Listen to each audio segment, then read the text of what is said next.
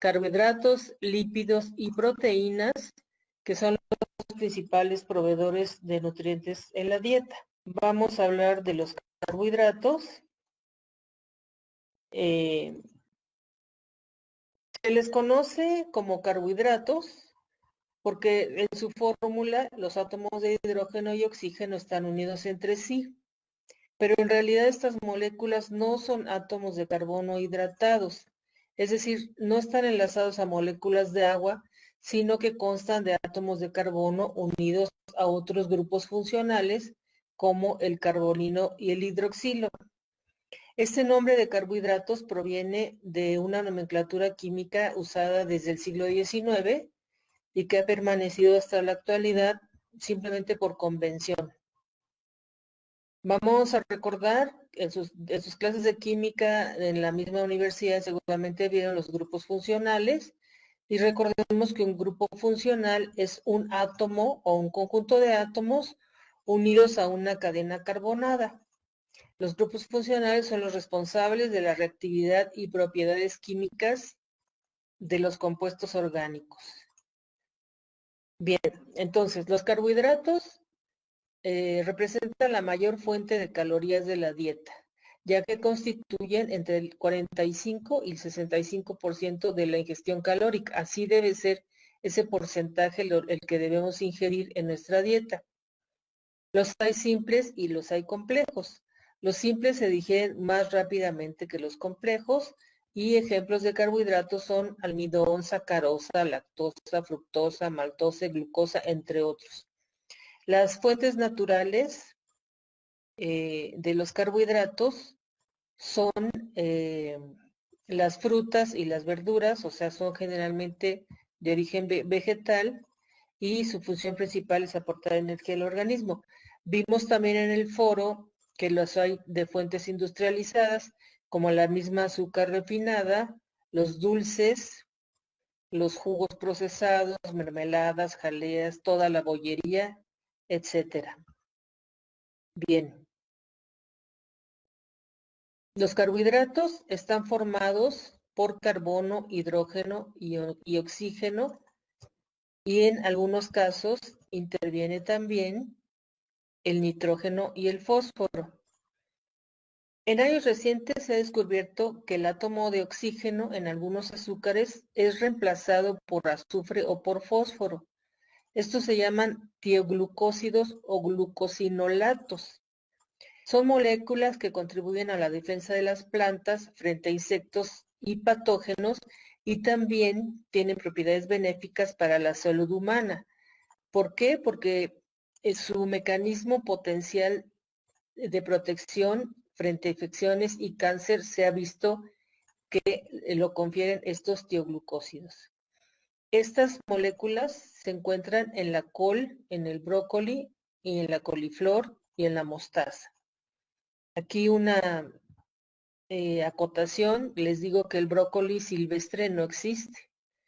Esta es una especie que se originó mediante un cultivo selectivo, o sea, por selección artificial realizada por el ser humano desde hace cientos de años, desde los romanos, y el antecesor del brócoli que tanto nos gusta, bueno, al menos a mí me gusta muchísimo y tiene muchas propiedades. El brócoli, su antecesor es la col silvestre, pero la col silvestre, su antecesor es la mostaza. Lo que nos comemos en el brócoli son las flores, que son las que fueron seleccionando a través de, como les digo, selección artificial, y ahora los tenemos todos afortunadamente en nuestra mesa. Bueno, los carbohidratos se consideran químicamente como aldehídos o cetonas polihidroxilados o productos derivados de ellos que contienen grandes cantidades de grupos hidroxilo, que es el grupo hidroxilo, un grupo funcional formado por un átomo de hidrógeno y un átomo de oxígeno. Los carbohidratos se pueden clasificar según el número de moléculas de azúcares que tengan, número de moléculas de azúcares sencillas. Entonces tenemos monosacáridos, disacáridos y polisacáridos. O sea, los monosacáridos son monómeros, es decir, moléculas simples de bajo peso molecular. Los carbohidratos son polares en agua, es decir, tienen una gran capacidad de solubilidad en el agua, y porque, como dije ya, son polihidroxialdehídos o polihidroxicetonas. Bien, vimos los monosacáridos en el curso, ya dije que son monómeros, son azúcares simples de 3 a 7 carbonos, son polares en agua por los grupos hidroxilo, y los ejemplos son glucosa, que tiene 6 carbonos, es la fuente principal de energía para las células y contribuye a la formación del ATP, y los azúcares de los ácidos nucleicos, que son ribosa y desoxirribosa, que son pentosas, es decir, tienen 5 carbonos. También aquí la glucosa les diré que se encuentra en la miel y en la sangre de nuestro cuerpo. Y una acotación al margen, también les voy a decir del nombre de la ribosa. Inicialmente se llamaba azúcar RIB, porque este nombre fue en referencia al laboratorio que la descubrió, el Laboratorio de Bioquímica del Instituto Rockefeller, cuyo nombre en inglés es Rockefeller Institute Biochemistry, o sea, RIB, por eso se llama ribosa. Y la desoxirribosa, bueno, por añadidura, porque lleva el prefijo de desoxi, ¿no? Bien.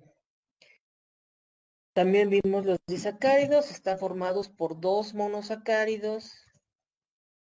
Los ejemplos son sacarosa, que se forma de glucosa más fructosa, y es el azúcar que se transporta en las plantas. La maltosa es glucosa más glucosa, y es el azúcar de la cerveza, que tanto nos gusta y que ahorita no hay, pero ya me lo va a ver. Y luego la lactosa es glucosa más galactosa, que es el azúcar de la leche. Los disacáridos se forman por la unión de 2 unidades de monosacáridos. Oligosacáridos, oligos quiere decir poco, consta desde 2 hasta 10 unidades de monosacáridos. Los polisacáridos son polímeros de monosacáridos. Son mucho más grandes y contienen cientos de unidades de monosacáridos. Funcionan como reserva de energía a corto plazo, tienen variaciones de solubilidad, es decir, son solubles en agua, como el glucógeno, hidrolizables por agua y capaces de formación de gel como la amilopectina, y aquellos que son completamente insolubles en agua, como la celulosa, que es la que recubre a las hojas de las plantas, los tallos, y las hace impermeables.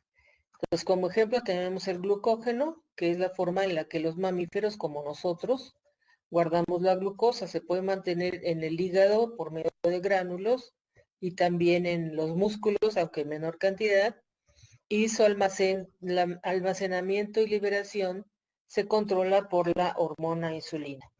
Otro ejemplo es el almidón, que es la forma en la que las plantas guardan la glucosa. Bien. Los carbohidratos tienen múltiples funciones. ¿Cómo cuáles? Bueno, pues energía. La principal función de los carbohidratos es proporcionar energía al organismo, ya sea de libre disponibilidad, o sea, inmediatamente se usa, o de reserva, como el glucógeno que ya les mencioné. 1 gramo de carbohidrato proporciona 4 kilocalorías y, como ya dije y recalco, constituye entre un 45 a un 65% de la dieta. La glucosa es utilizada principalmente por el cerebro. Otra de sus funciones, la de los carbohidratos, es de estructura. Esta es principalmente en las plantas y en otros organismos. O sea, en las plantas, como ya dije, las paredes de las plantas tienen celulosa. También en las paredes bacterianas hay polisacáridos. Y también hay en el exoesqueleto de los artrópodos, que los hace duros. ¿Cuáles son los artrópodos? Bueno, las arañas, los insectos, los crustáceos y otros más que se consideran dentro de este grupo. Ahora, también la otra función de los carbohidratos es el reconocimiento celular. En la superficie de la célula puede haber azúcares que hacen de señales de reconocimiento para otras células. Por ejemplo, se ha estudiado que medicamentos se pueden dirigir directamente hacia esas moléculas de carbohidratos que sirven para detener infecciones e inflamaciones. Los carbohidratos son componentes de otras biomoléculas como las glucoproteínas y los ácidos nucleicos. Están como los glucolípidos también en la membrana plasmática y, como dije, las glucoproteínas, que son moléculas compuestas por proteínas y carbohidratos. Varias hormonas son glucoproteínas, también anticuerpos y diversas enzimas. También en los ácidos nucleicos que vimos durante el curso encontramos las azúcares que ya mencioné, ribosa y desoxirribosa. Los carbohidratos, también aquí una anotación al margen que me gustaría que conocieran, es que los carbohidratos de las glucoproteínas de la membrana de los glóbulos rojos que tenemos en nuestra sangre son los que determinan el grupo sanguíneo del sistema ABO, aunque hay otros sistemas de grupos sanguíneos que se llaman MNS, el KEL, el DOFI, el P, hay como 10. Pero el que más conocemos es el sistema ABO, y en este los tipos de sangre están determinados por 3 monosacáridos que se unen al eritrocito, o sea, al glóbulo rojo. Estos monosacáridos se llaman acetilgalactosamina, galactosa y fucosa. Si se une la fucosa y la acetilgalactosamina, esto da origen al grupo sanguíneo A. Para el B, galactosa más fucosa.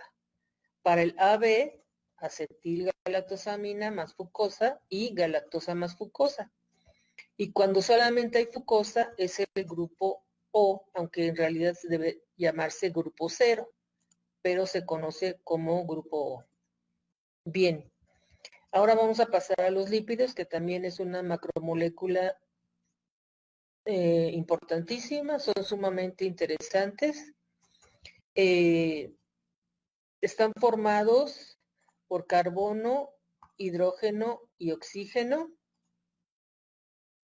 Son polímeros de ácidos grasos que contienen una cadena de hidrocarburos no polar larga con una pequeña región polar que contiene oxígeno.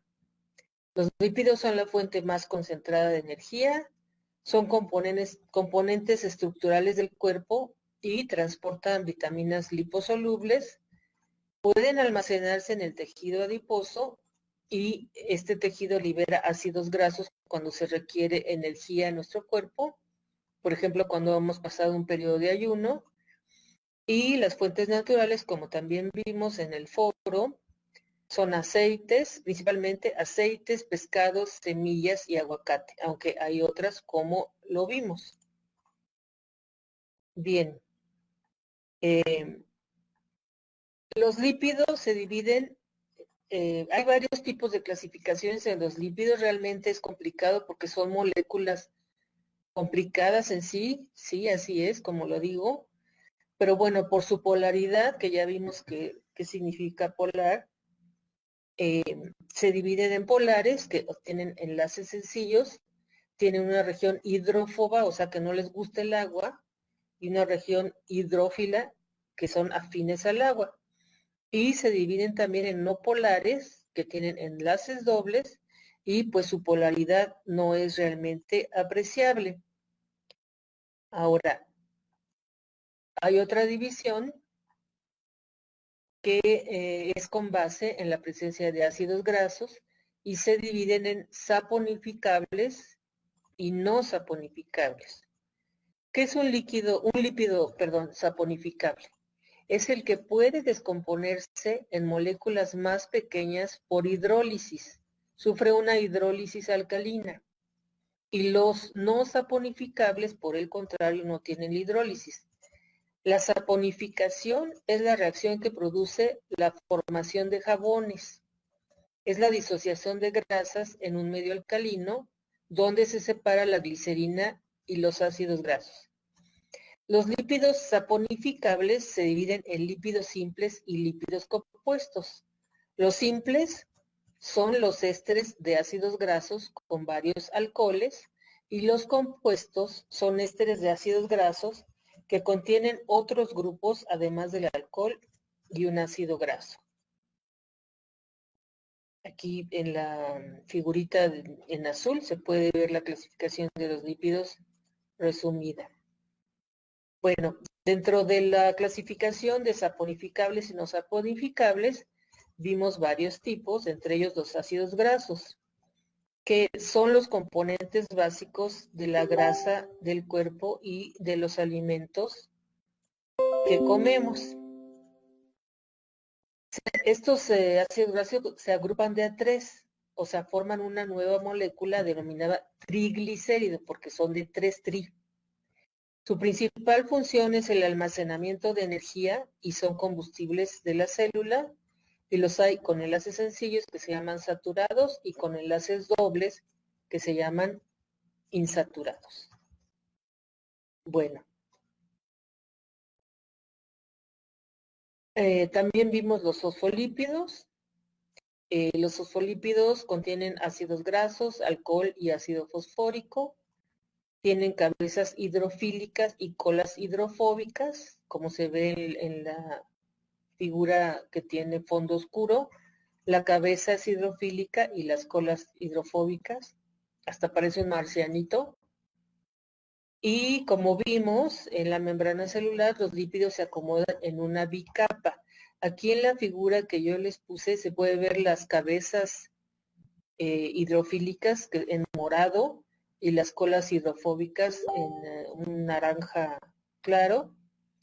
Se ven las proteínas que traspasan la membrana, que son también en naranja, y lo que está en verde son los carbohidratos, porque también vimos transporte celular y vimos en ese tema a la membrana. Bueno, también vimos las ceras dentro de la clasificación, que están compuestas por ácidos grasos y alcoholes de cadena larga. Las ceras son sólidas a temperatura ambiente, como la cera de abeja, por ejemplo. Son hidrofóbicas, o sea, resisten al agua. Y las ceras funcionan como cutículas en plantas, recubren epidermis de frutos y tallos y son protectoras de pelo y piel. Cuando, por ejemplo, nos comemos una manzana, está recubierta por ceras, tiene una capita que hasta se le resbala el agua cuando la lavamos. Bueno, vimos también dentro de la clasificación a los isoprenoides o terpenos que se forman por la unión de moléculas de isopreno. ¿Qué es el isopreno? Es un compuesto orgánico, un hidrocarburo, o sea, un compuesto químico formado de carbono y de hidrógeno.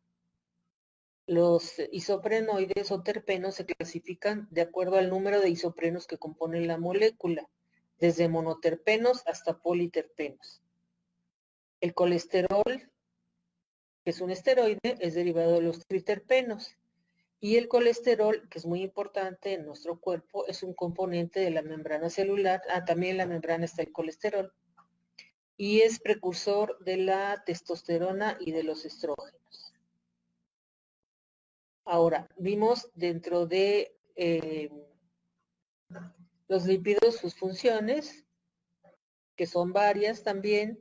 También se pueden ver aquí en la figurita que les puse. Son de reserva, son estructural, es biocatalizadora y de transporte. Todo esto lo vimos ya dentro del curso. Y pasamos a las proteínas, otro macronutriente, otra biomolécula, macromolécula importantísima. Las proteínas están formadas por cadenas lineales de aminoácidos, o sea, son polímeros de aminoácidos, que ya los vimos también en el curso. Son componentes esenciales de los músculos, la piel, los huesos, las uñas, el pelo y en general de todo el cuerpo. Las principales fuentes naturales de proteínas provienen de las carnes y pescados, los huevos y los productos lácteos. Esas son lácteos. Esas son las principales, aunque hay muchas más, como lo vimos en el curso, y también las podemos encontrar en las fuentes industrializadas, como las barras energéticas y esos polvos que venden para preparar batidos, que toman muchas personas que se dedican a hacer deporte. Bueno, ya dije que las proteínas se forman por aminoácidos. ¿Qué son los aminoácidos? Son compuestos orgánicos caracterizados por tener un grupo carboxilo, que es un grupo ácido, y un grupo amino, por eso se llaman aminoácidos. Y además tienen una cadena lateral que está unida a un átomo de carbono central, al cual se une a su vez un grupo R, que es el resto de la molécula, por eso se llama R, y que le da características únicas. Solamente 20 aminoácidos forman parte de las proteínas, hasta donde se sabe. Abajo están escritos cuáles son, que ya ustedes los conocen.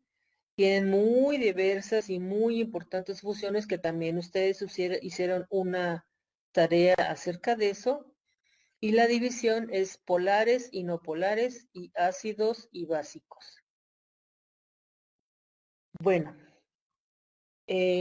las propiedades de los aminoácidos, como ya dije, dependen del grupo R, que es variable, y como dije, se han logrado hilar solo 20 aminoácidos, pero el número de combinaciones de estos da un orden especial a lo largo de la cadena proteínica, y ese número es completamente astronómico, dando lugar a un número increíblemente grande de proteínas diferentes con funciones también muy diferentes. Entre otras funciones de los aminoácidos encontramos que ayudan en el equilibrio ácido alcalino en el cuerpo, intervienen en el crecimiento y mantenimiento de los tejidos, facilitan el aumento de la masa muscular, fortalecen el sistema inmunológico, retardan el crecimiento de tumores y el desarrollo de cáncer, y son necesarios para el buen funcionamiento de la actividad cerebral y mental, entre otras muchas funciones.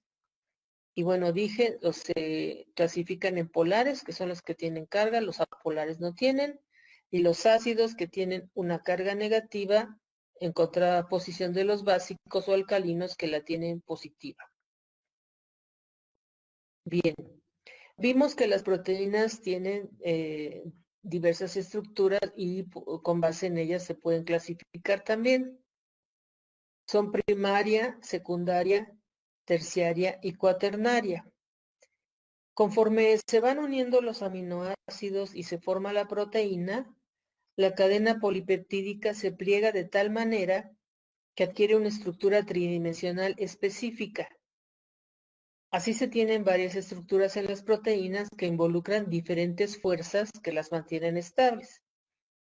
La importancia de ello radica en el hecho de que la actividad biológica de estas macromoléculas se relaciona íntimamente con su estructura, con su forma molecular y con su tamaño. O sea, la forma final de una proteína determina su función en las células y en el cuerpo de un organismo. Una proteína puede tener hasta 4 niveles, como vemos en la diapositiva, 4 niveles de estructura, primario, secundario, terciario, cuaternario, como ya dije, y se puede ver en el dibujo las 4 estructuras. Bien. Perdón, las enzimas son casi todas proteínas. Casi todas son, excepto el ARN ribosomal. Recordemos que hay 3 tipos de ARN, el mensajero, ribosomal y de transferencia. El ribosomal es el que está en los ribosomas, que son organelos que ya vimos en la célula, en la unidad 1. Las enzimas catalizan muchas reacciones bioquímicas y son específicas para cada reacción. y se clasifican por el tipo de reacción química. Por ejemplo, hidrolasas, oxidorreductasas, isomerasas, etcétera. Cuando una molécula tiene los mismos átomos, pero dispuestas en forma distinta, es transformada en otra, como hidrolasas, etcétera, como ya les dije. Ahora, funciones de las proteínas, también las vimos, también se pueden ver en la figurita que les puse. Soporte, hay enzimas, son de transporte, de defensa como los anticuerpos, hormonas y movimiento. Es decir, las funciones de las proteínas son verdaderamente importantes y son vitales.